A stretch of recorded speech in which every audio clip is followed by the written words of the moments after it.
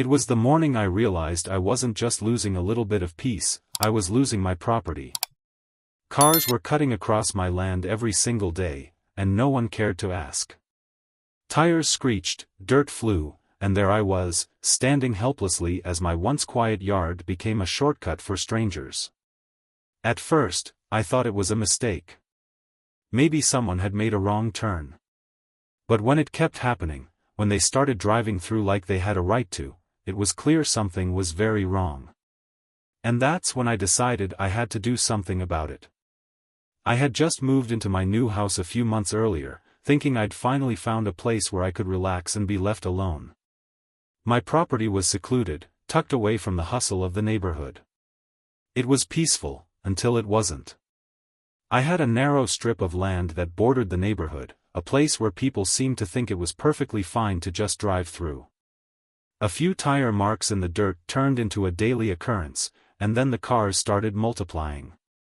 One day, I came home to see a whole line of vehicles cutting across my lawn like they were on a public road.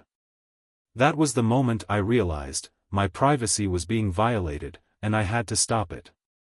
I called the HOA, hoping for some help, but they told me the land wasn't in their jurisdiction. That's when I knew this wasn't just a minor inconvenience anymore. This was a battle.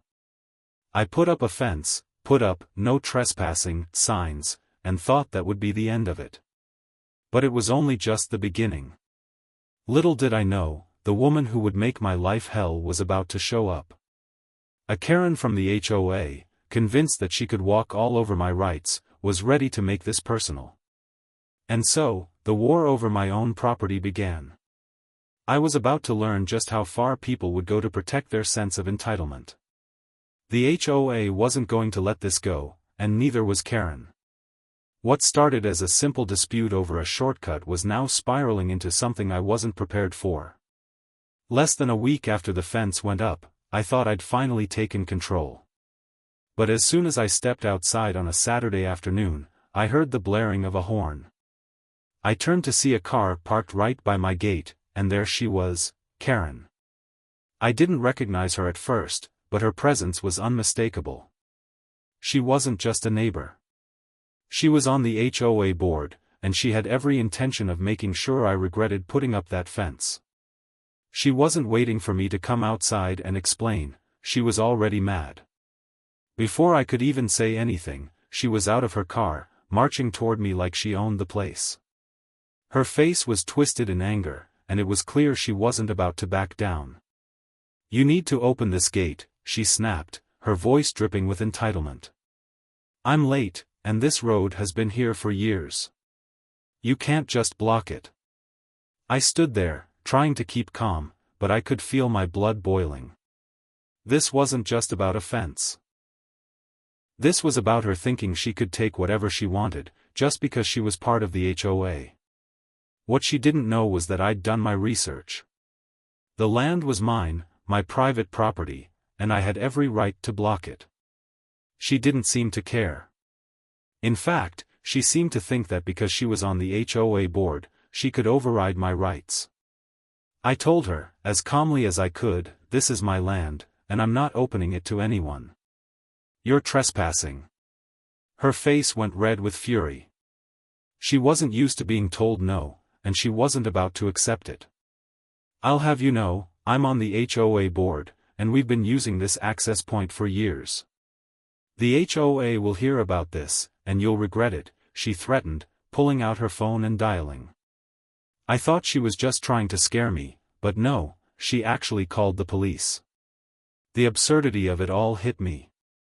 This woman was using her position to push me around, and now she was bringing the cops into it. I couldn't believe it. But I also wasn't scared. I knew my rights, and I wasn't going to let anyone intimidate me into giving in. When the police arrived, I was ready. I calmly explained the situation, showed them the property map to prove the land was mine, and made sure they understood the law. The officer seemed confused at first, asking if the land was public. But once I showed him the map and explained the situation, he got it. He turned to Karen and told her this wasn't a public road, and that I had every right to block it. Karen wasn't happy, but the officer made it clear that I wasn't in the wrong. She stomped away, still muttering threats under her breath. But I knew this wasn't over. She wouldn't back down that easily.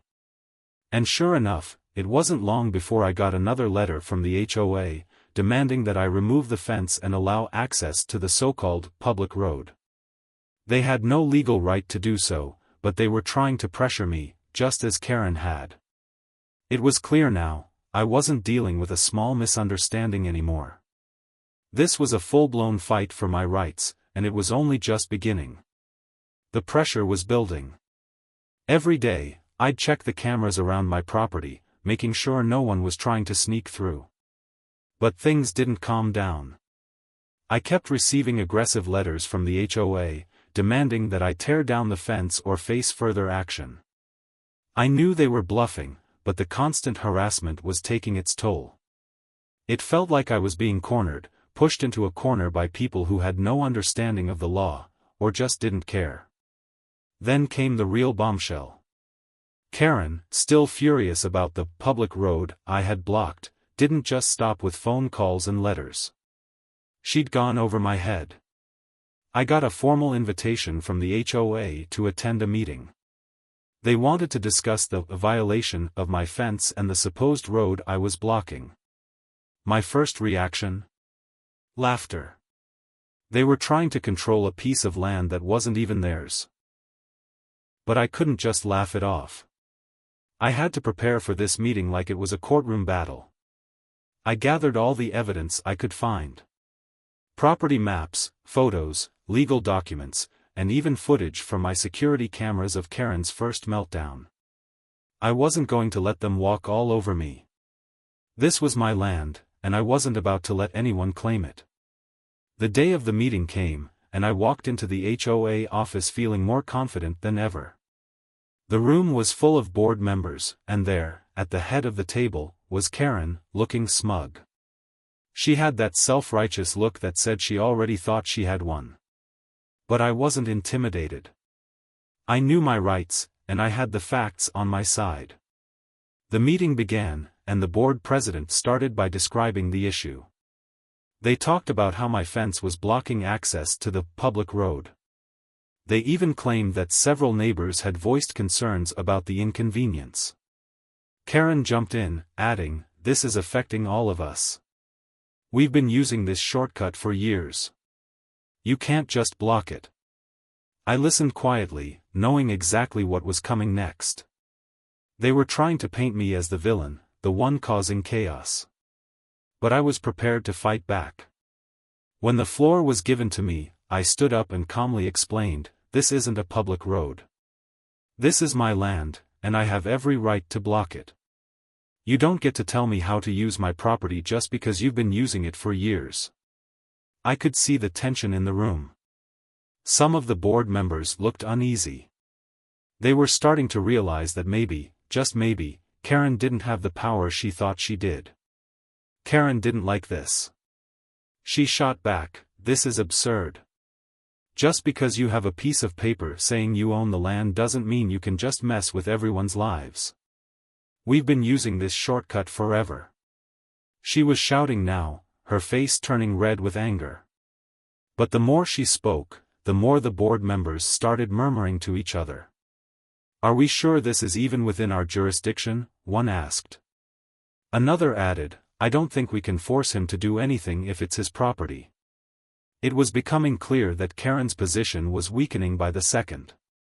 But she wasn't ready to give up yet. With one final, dramatic slam of her hand on the table, Karen hissed, "This isn't over. I'll take this higher. You'll regret this." The president quickly raised his hand, trying to restore order. "I think we've discussed enough for today," he said, clearly trying to wrap it up. "We'll need to review the legalities before making any further decisions, but for now, it seems we have no choice but to respect the property owner's rights." It wasn't a complete victory, but it felt like a huge win. Karen, who had been so sure of herself, was now on the defensive. The HOA members who had been backing her up were starting to question her claims. I had stood my ground, and it was paying off. But of course, I knew Karen wasn't done yet. She was too determined to let it go. I had won this round, but the battle was far from over. In the days that followed, things calmed down, but I knew the worst wasn't over. The HOA might have backed off for now, but Karen wasn't the type to admit defeat easily. She kept pushing, sending letter after letter demanding that I remove the fence and allow access to the so-called shortcut. Every letter was more aggressive than the last. They were trying to intimidate me, hoping I would just give up and back down. But I wasn't going to let that happen. I had done everything by the book, and I wasn't going to be bullied into removing my fence. I kept living my life, trying to ignore the constant pressure, but it was hard to forget. Every time I checked the cameras, I half expected to see someone trying to sneak onto my property again. Luckily, nothing happened. But it felt like the storm was just waiting to break. Then, one day, I got the call I'd been dreading. It wasn't just a letter this time. Karen had taken things to the next level. She had hired a lawyer and was planning to take me to court. She claimed that the HOA had authorized the road as a public access point and that by blocking it, I had violated some kind of community easement. I was shocked, but not surprised. Karen had never been one to back down, and now she was escalating things. I immediately contacted my lawyer, who reassured me that there was no such easement and that the HOA had no legal standing in this case. It was all a bluff, an attempt to scare me into removing the fence. But the truth was, I wasn't ready to waste my time and money on a legal battle that was based on false claims. I had already stood my ground once before, and I wasn't about to back down now. Instead of just waiting for the court date, I decided to take one more step to protect myself. I contacted a local news station that specialized in property rights and HOA disputes, hoping to shed some light on the situation. To my surprise, they responded quickly. They wanted to do an interview about the situation, and I agreed. I wanted people to know what was really going on, the lengths Karen and the HOA were willing to go to, just to intimidate me into giving up my property.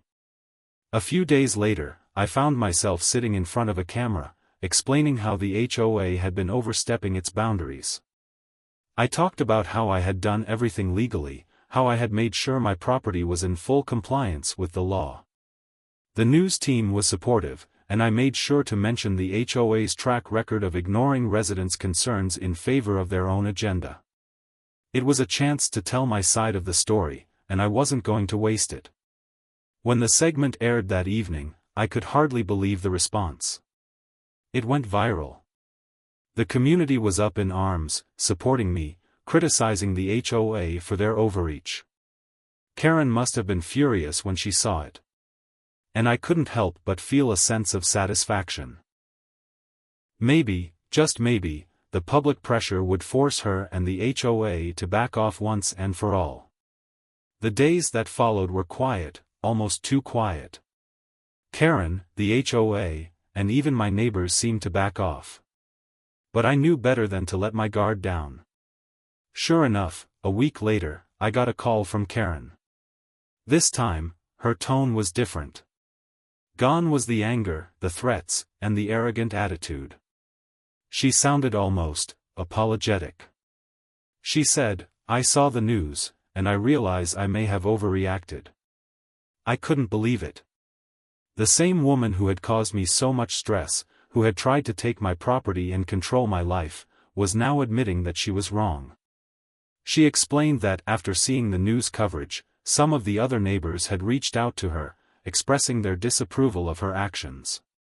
They had seen how ridiculous her claims were, and they weren't willing to back her up anymore. The HOA's influence seemed to be slipping, and it looked like Karen was finally realizing it. She admitted that the HOA had no right to control my property and apologized for the way she had acted. It was strange to hear her apologize after everything that had happened. But I wasn't about to let her off the hook. I accepted her apology, but I didn't forget how she had tried to bully me and overstep her bounds. I wasn't about to forgive and forget just yet. A few days later, I got a formal letter from the HOA. It was clear that the pressure from the community, the media, and even the other board members had worked. The HOA apologized for their involvement and confirmed that they would no longer pursue any action against me. They also issued a reminder to all residents about respecting private property rights, making it clear that no one should trespass on my land again. In the letter, Karen had been advised to step down from the board. I didn't know the details, but I couldn't help but feel a sense of satisfaction. She had overplayed her hand, and now it was over. I had won. The battle with the HOA was finally over, and my property was safe. The fence remained up, and no one had tried to drive through my yard again. It had been a long, hard fight, but in the end, I had stood my ground. I had protected my home, my privacy, and my rights. I could finally breathe easy again. It's funny, looking back on it now. The entire ordeal, from the first sign of trespassing to the final apology, was more than just a dispute over a road. It was about control, entitlement, and standing up for what's right. Sometimes, people don't realize the power they have over their own lives until someone challenges them. And I'm glad I did. Because now, no one will ever be able to take my property from me again.